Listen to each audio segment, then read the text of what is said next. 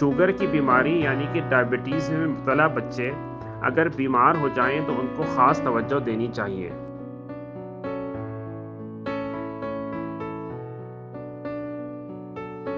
ایسے بچے جن کو شوگر کی بیماری ہے ان میں دیگر بیماریوں کا رسک اتنا ہی ہوتا ہے جتنا کہ ایک عام بچے میں ہوتا ہے، لیکن بیمار ہونے کی صورت میں ان کی شوگر کے زیادہ یا کم ہونے کا امکان بڑھ جاتا ہے۔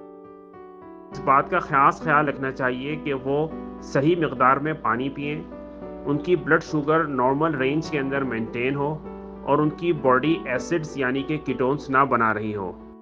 بیماری کی صورت میں بچوں کی بلڈ شوگر ہر 3 سے 4 گھنٹے پر چیک کرنی چاہیے اور اگر ممکن ہو تو ان کی پیشاب میں کیٹونز کی مقدار کو بھی دیکھنا چاہیے۔ بیماری کی صورت میں انسولین کو روکنا نہیں چاہیے، بلکہ جو لانگ ایکٹنگ انسولین لینٹس یا لیویمیر یا دودھ والی انسولین NPH ہر حال میں دی جانی چاہیے۔ کھانے سے پہلے دینے والی انسولین یا پانی والی انسولین ہر 4 گھنٹے میں دی جا سکتی ہے اگر بچے کی شوگر ہائی ہو۔ اس کے علاوہ بچے کو آرام کرائیے، اس کو پینے کے لیے پانی دیجیے اور جو اس کی بیماری ہے اس کے لیے ڈاکٹر سے رجوع کیجیے۔